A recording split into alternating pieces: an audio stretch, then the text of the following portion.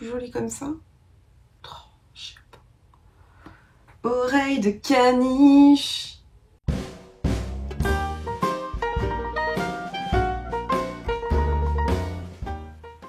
Coucou, c'est Carmaxilia. Bienvenue sur ce second vlog. Tout d'abord, je voulais vous remercier de l'accueil que vous avez réservé à ma première vidéo. Vos commentaires m'ont vraiment réchauffé le cœur et encouragé à continuer. Parce que c'était pas gagné. J'ai passé énormément de temps sur le montage. Pour moi, c'est un peu dur parce que j'ai vraiment l'impression de faire ce sacrifice de couture. Voilà. Tout ce temps que je passe à monter, bah, je ne le passe pas à coudre. Voilà. Donc j'espère quand même que le temps aidant, l'expérience aidant, je vais réussir à contraindre ce temps de montage en un jour max. Voilà, parce que là, c'est long. Bref. Bon, vous avez vu, je me suis coupé les cheveux. J'ai l'impression d'avoir 10 ans. Je sais pas si c'est réussi. Bon, du coup, oui, vous allez vous rendre compte que ce montage est du coup fait après les prises de vue. Donc il va y avoir des différences de coupe de cheveux. Voilà, je vous préviens. On s'en fout.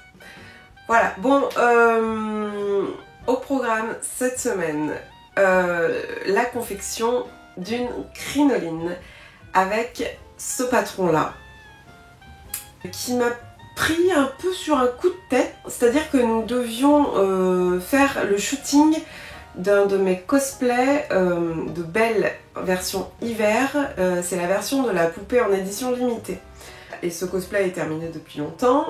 J'avais une crinoline, j'avais fait une crinoline par mes propres moyens pour cette tenue.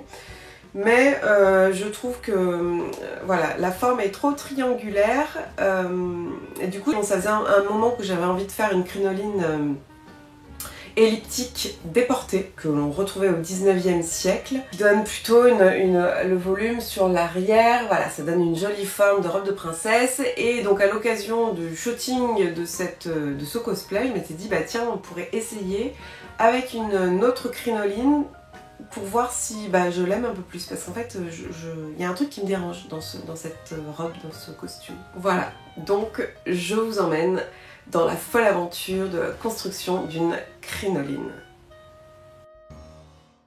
Après avoir découpé et assemblé les pièces de mon patron, je les épingle sur mon tissu préalablement plié en deux pour avoir les deux pièces en symétrie à chaque fois. Je coupe avec mon super cutter rotatif, meilleur achat de ma vie, avec les planches à découper qui font quasiment toute ma table. Je passe à la pièce qu'ils appellent croissant sur le patron. Voilà, c'est la pièce qui permet de maintenir tous les rubans verticaux qui soutiennent les couloirs à baleine horizontaux. J'assemble mes pièces de la partie basse de la crinoline à la machine.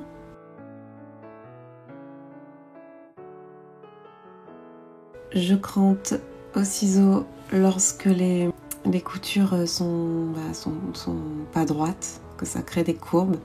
Pour pas que ça tire et pour pouvoir repasser correctement, il faut cranter. Je repasse bien. Pour ne pas gêner le passage des baleines au moment de l'insertion, il est recommandé de zigzaguer les marges de couture sur l'envers.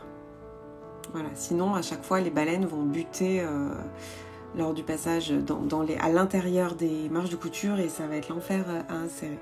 Je replie ma pièce du bas en deux, j'épingle.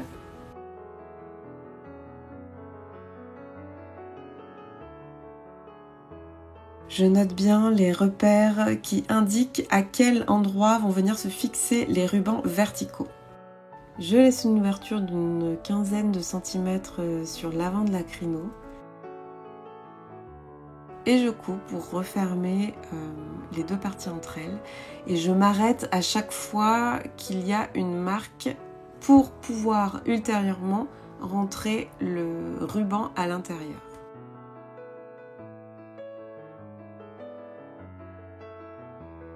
J'ouvre les coutures au fer.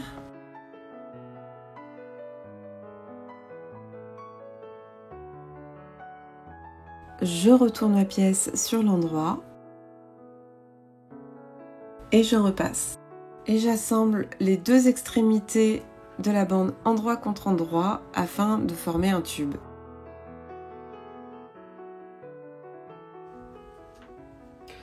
Alors, je viens de terminer le tube du bas de la crinoline. Donc on se retrouve avec un grand tube comme ça. Mais en fait, je suis en train de voir que il n'y a pas d'entrée. Il n'y a pas d'entrée possible pour l'insertion des baleines. Donc va falloir que je découse à certains endroits avant de fermer complètement le tube. Sinon, ça va être inutile. Du coup, après avoir décousu un trou sur la bande du tube pour pouvoir rentrer les baleines à l'intérieur de cette bande basse de la crinoline, je couds les premiers casiers à baleines sur cette bande basse. Ensuite, je passe à la découpe et au marquage des repères des rubans verticaux. Les repères vont servir à positionner les casiers à baleines horizontaux. Voilà, ce sont des guides. Donc je me saisis de ma tablette lumineuse et je marque au feutre qui s'efface à l'eau mes rubans sergés. Surtout, je n'oublie pas de noter le nom de chacun des rubans parce que déjà ils n'ont pas tous la même longueur. Comme la crinoline est déportée, les rubans sont plus longs sur l'arrière que sur l'avant et les positionnements des cerceaux ne sont pas tous au même endroit sur chaque ruban. Donc je marque le nom et je les insère à leur emplacement dans mon tube bas, là où j'avais pas cousu pour pouvoir les insérer. Et je les fixe avec quelques points à la machine à coudre. Nous sommes jeudi 5 mai et il pleut comme vache qui pisse. A priori, il va pleuvoir demain aussi, donc on va changer de programme. On devait shooter Belle hiver, sa robe de Noël brodée, dorée, en extérieur, et c'est pour ça que j'avais commencé à faire la crinoline. Mais nous allons plutôt nous tourner vers du studio. Et pour du studio, j'ai des personnages qui sont plutôt favoris. Les personnages qui ont besoin d'être shootés notamment en intérieur de château, notamment en salle de bal, voilà, certains costumes qui sont donc compliqués à trouver des lieux. Je pense à Anastasia en robe jaune et à Elsa. J'ai acheté un fond studio pour Elsa. On pourrait tester ça demain. Mais je ne suis pas dans un bon mood. Et comme vous le savez, Elsa, c'est une histoire un peu compliquée pour moi. Voilà, c'est un costume qui me tient énormément à cœur. J'ai passé beaucoup de temps à le confectionner. Ce que ce costume représente pour Elsa représente beaucoup pour moi. Et je ne veux pas bâcler le reveal de ce costume. Voilà. Ça a déjà été compliqué en février. Là, on avait dû faire une session dans la neige qui ne s'est pas tout à fait déroulée comme je l'aurais souhaité. Le costume a craqué. Bref, on a reporté ça à plus tard. Et en fait, juste là, je sais pas, je me sens pas dans un bon mood pour Elsa. Donc, on va faire plutôt Anastasia, que je n'ai aucune attente dessus. Donc voilà. Donc c'est l'occasion de tester de nouveaux réglages, de nouvelles techniques avec Iscure. Iscure. Comment? Faudrait peut-être que je lui demande comment se prononce son pseudo. Voilà. Donc, je continue la crino quand même. Ce sera jamais perdu. Ça va juste me prendre énormément de place à stocker dans l'atelier. Mais voilà, ça va peut-être me motiver à faire des robes de bal. Voilà. Donc hier, j'ai pu faire toute la partie basse donc je sais pas si on voit, mais j'ai cousu les casiers dans lesquels seront insérées les baleines du bas. Et depuis ça, en fait ça se tient dans l'autre sens. Voilà, il y a des ficelles, enfin des rubans qui sont cousus et qui vont permettre de créer la structure verticale de la crino. Voilà, donc là j'ai attrapé toutes les... Voilà, ça permet de, une fois que ce sera en forme, voilà. Et donc sur ces rubans sont notés l'emplacement des casiers horizontaux. Voilà, donc aujourd'hui je vais commencer par faire ça. Je pense que je vais assembler 2 rubans sergés entre eux en cousant sur chaque bord pour créer des casiers. Et ensuite, je viendrai les assembler à ces rubans verticaux. Voilà. Puis de toute façon, je ferai l'insertion des baleines tout à la fin. Si ça se trouve, je les ferai même pas cette fois-ci. Et je les ferai... Bon, ce sera peut-être un peu frustrant d'avoir fait tout ça pour ne pas voir à quoi ressemble la crino. Je pense à des considérations de place et de stockage. Si j'en ai pas besoin tout de suite, c'est vrai que c'est un peu idiot de la mettre en forme. Bon, je réfléchis. Je retourne à mon petit croissant et je note avec une méthode ultra de la flemme qui consiste à plier le patron et noter les petits repères. Voilà, ça évite d'avoir à faire un coup de roulette avec du papier carbone qui s'en va pas. Là, au moins, j'utilise un stylo qui s'efface à la chaleur. Voilà. Je note les noms des rubans qui vont venir se connecter. Et j'assemble à la machine, endroit contre endroit, entre les repères. Étant donné qu'on est sur une petite pièce arrondie, qu'il va falloir retourner sur l'endroit, je crante avec des crans assez resserrés pour pouvoir avoir une belle couture arrondie une fois que la pièce sera retournée sur l'endroit.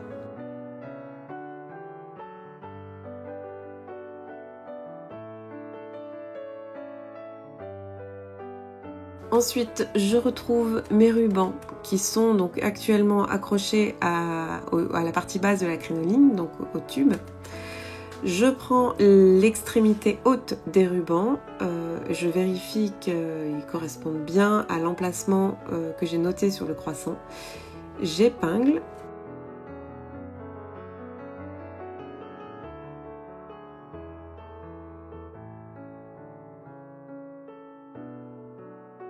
Et je fixe avec une couture à la machine.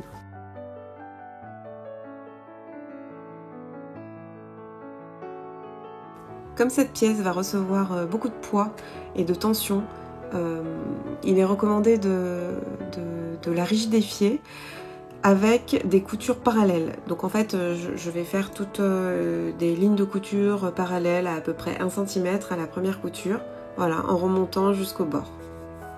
En plus, c'est joli. Je passe à la ceinture. Donc là, tout simplement, j'ai pris une chute de tissu pliée en 2. Je découpe à la longueur souhaitée. Donc j'ai pris ma mesure de taille corsetée. J'ai enlevé 2-3 cm pour pouvoir me laisser la possibilité de maigrir, même si ça n'arrive jamais. Voilà, ça permet d'avoir le lassage et de pouvoir ajuster. Je plie la ceinture en 2, je repasse. Je replie chaque extrémité vers la pliure centrale et je repasse. Puis je fais une petite manipulation pour me retrouver avec l'endroit contre l'endroit. Je passe à la machine. Je crante le bord et je retourne sur l'endroit. Je plie ma ceinture en bas, je marque le point central.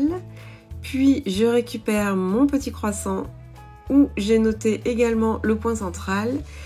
Pour bien le positionner au centre de la ceinture, j'épingle et je couds à la machine. Ensuite, je passe à la pose des œillets pour la ceinture. Je prends donc mon outil pour faire des trous. Je sais pas comment ça s'appelle. Voilà, je prépose mes œillets, je presse avec la presse et j'appuie fort pour bien roulotter l'œillet.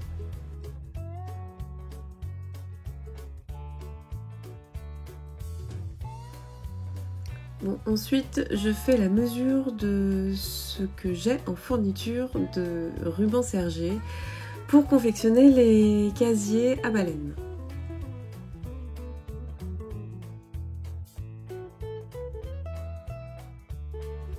Et forcément, je me rends compte que j'en ai pas assez.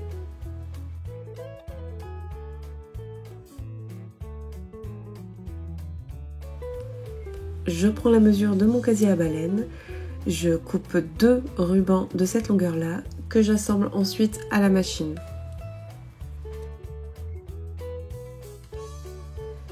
Je prends ensuite mon casier, je le plie en 2 et à partir du point central, je note les mesures qui me sont indiquées sur le fichier PDF fourni avec le patron.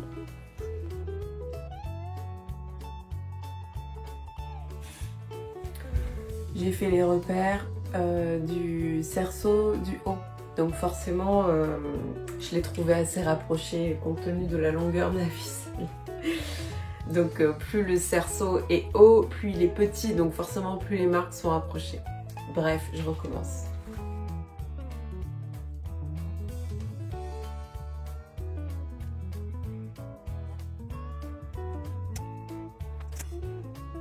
Bon, en fait ça m'a gonflé parce que j'arrivais pas à savoir si les marques que je faisais partaient à chaque fois, enfin en fait, bon déjà les dimensions sont données en pouces, ce qui est toujours un peu pénible avec les patrons anglais ou américains.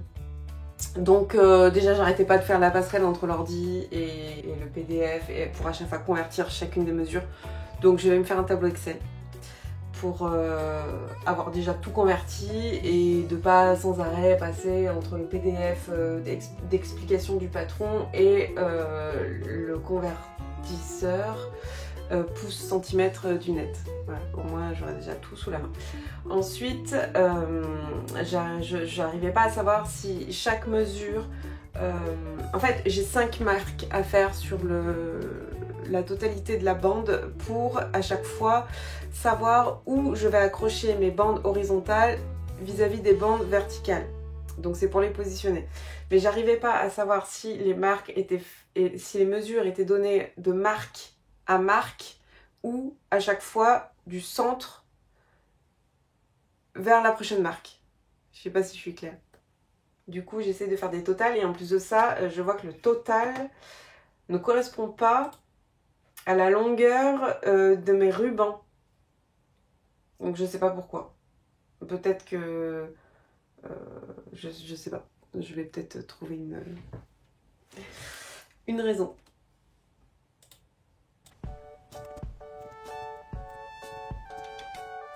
En plus, il y a vraiment des logiques qui me dépassent parce que toutes les mesures anglaises sont données, c'est des genres 5 1/4, 19 3/4. Il y a quoi de pratique? Je comprends pas la logique. Si tout le monde fonctionnait en centimètres, ce serait beaucoup plus simple, je pense. Je pense qu'on est tous d'accord pour dire ça. Bon, enfin, on va pas polémiquer.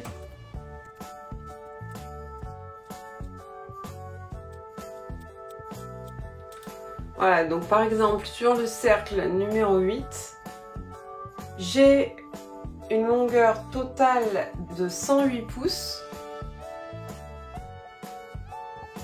Mais quand j'additionne toutes les distances de marque, on arrive à 122.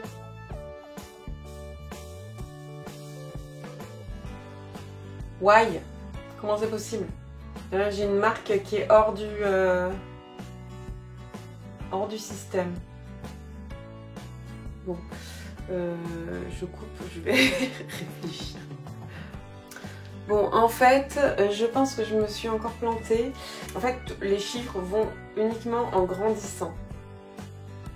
Donc, je pense que c'était pas les mesures de marque à la prochaine marque, mais les mesures depuis le début jusqu'à la première marque. Ensuite, deuxième mesure totale jusqu'à la deuxième marque. Ensuite, troisième mesure totale jusqu'à la troisième marque. Voilà. Et là, on retourne sur nos pattes. Ouf! Donc je vais faire ma dernière étape et donc multiplier toutes mes cases par 1 pouce égale 2,54 cm. Comme ça, au moins, j'aurai toutes mes mesures en centimètres et ce sera beaucoup plus simple pour noter mes marques. Bon, une fois que je m'en suis sortie avec toutes ces considérations mathématiques, j'ai fini par mettre les bonnes marques aux bons endroits et je commence à assembler mon couloir à baleine avec les rubans verticaux. Faut être bien organisé parce qu'on a vite fait de s'emmêler les pinceaux avec ces ficelles dans tous les sens. Nous sommes vendredi 6 mai. Jour de shooting, j'ai rendez-vous à 14h30, donc je vais commencer à me préparer. Je suis peut-être même un petit peu à la bourre. Donc nous devions shooter Gisèle dans une roseraie près de chez moi, seulement il fait un temps vraiment dégueulasse depuis quelques jours. Du coup, on a préféré jouer à la sécurité en shooting studio. Je suis pas méga fan moi des shootings studio, c'est compliqué pour moi de me retrouver dans un environnement totalement neutre où on peut pas jouer avec le décor. C'est vrai que moi j'adore, je suis toujours très inspirée en shooting extérieur. Je joue avec les éléments du décor, avec un arbre, avec une branche, avec un banc, voilà. Je trouve que le décor inspire beaucoup. En studio, bah, tu te retrouves un petit peu planté sur tes deux pieds, à pas trop savoir quoi faire. Et puis c'est vrai que bon, voilà, un fond noir, c'est quand même assez monotone. On fait forcément moins de clichés que dans un shooting en extérieur. Donc, pour le studio, j'essaye de privilégier des costumes que de toute manière, j'ai du mal à... pour qui j'ai du mal à trouver des lieux. Je pense notamment à Anastasia, dans cette robe en particulier, la robe jaune que j'ai faite. Voilà, la scène se déroule dans une belle salle de bal avec des beaux luminaires, voilà. Tout ça, sauf que bon, j'ai pas ça sous la main, donc c'est assez compliqué de trouver des lieux. Donc tout ce qui se passe généralement dans les châteaux, et ben on se rabat généralement sur du shooting studio, soit en intégrant des fonds, soit en faisant des portraits. Bon, et là l'idée c'est de faire du portrait. Voilà, on va voir ce que ça va donner. Allez, go, make-up. J'ai mis mes lentilles. Je suis assez fière de moi parce que ça commence à devenir hyper simple de les mettre. Il faut savoir qu'au départ, je devais criser pendant, je sais pas, 15 minutes avant de réussir à mettre un œil. Et puis autant dire que ça me faisait pleurer, que j'avais les yeux tout rouges et c'était une vraie catastrophe.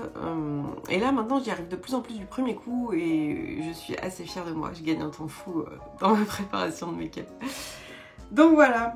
Et je suis contente d'avoir finalement reçu ces lentilles parce que bah, toutes mes précédentes avaient séché faute de remplissage de produits régulièrement. Du coup là je les ai sorties, elles sont toutes devant mon ordinateur.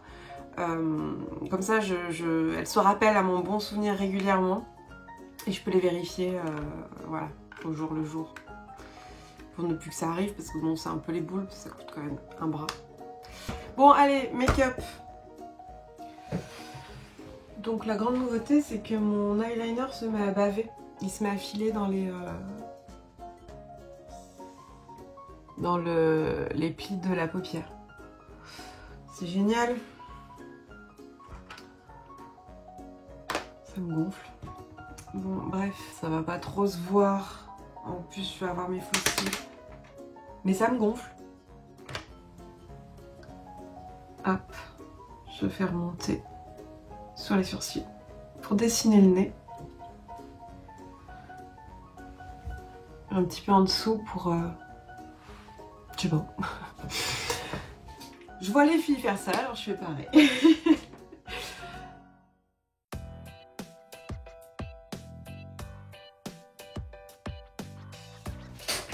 c'est pas terrible.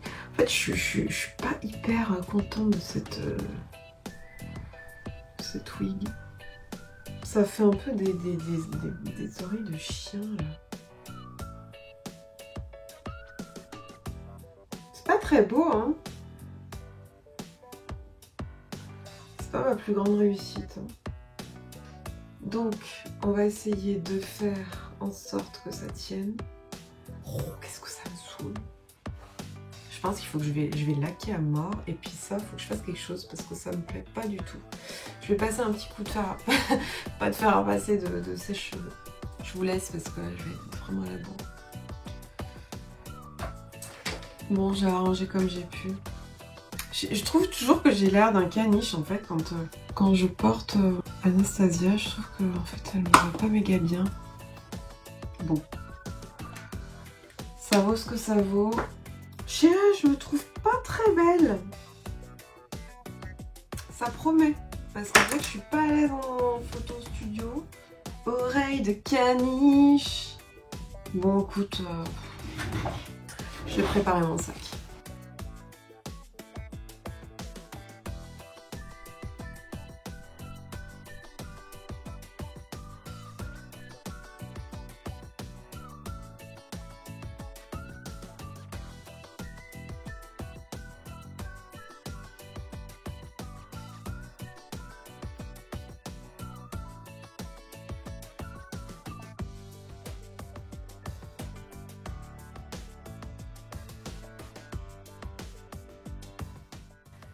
Coucou, je vous retrouve pour le bilan de ce deuxième vlog.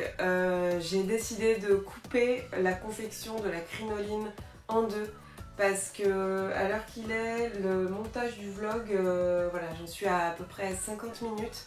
Je trouve ça beaucoup trop long. Et j'ai peur que ce soit un peu indigeste. Alors j'ai posé la question sur Insta, je m'étais imaginé peut-être retirer les étapes détaillées de la construction de la crinoline pour en faire un tuto séparé et genre laisser juste quelques petites images voilà, pour alimenter le vlog. Mais j'ai peur que ce soit ni fait ni à faire parce que j'ai filmé comme un vlog. Et en fait un tuto c'est vraiment énormément de boulot, il faut vraiment le penser en amont, penser à tous ces plans, penser à rajouter des schémas, voilà, donc c'est un boulot monstre. Je me sens pas de le faire pour l'instant, j'ai peur qu'il n'y ait pas suffisamment d'infos, je me rends pas bien compte du degré de précision que je fournis dans mes explications et dans ces vidéos. Du coup voilà, je préfère pas me lancer là-dedans. Je coupe en deux, je vous mettrai la suite la semaine prochaine, la suite et l'essayage de cette crinoline. Voilà, je pense que c'est plus raisonnable, on reste sur un format à peu près 20 minutes. J'espère que ça vous a plu, surtout n'oubliez pas de vous abonner, de laisser un petit like et un commentaire. Les commentaires m'encouragent beaucoup. À la semaine prochaine! Ciao!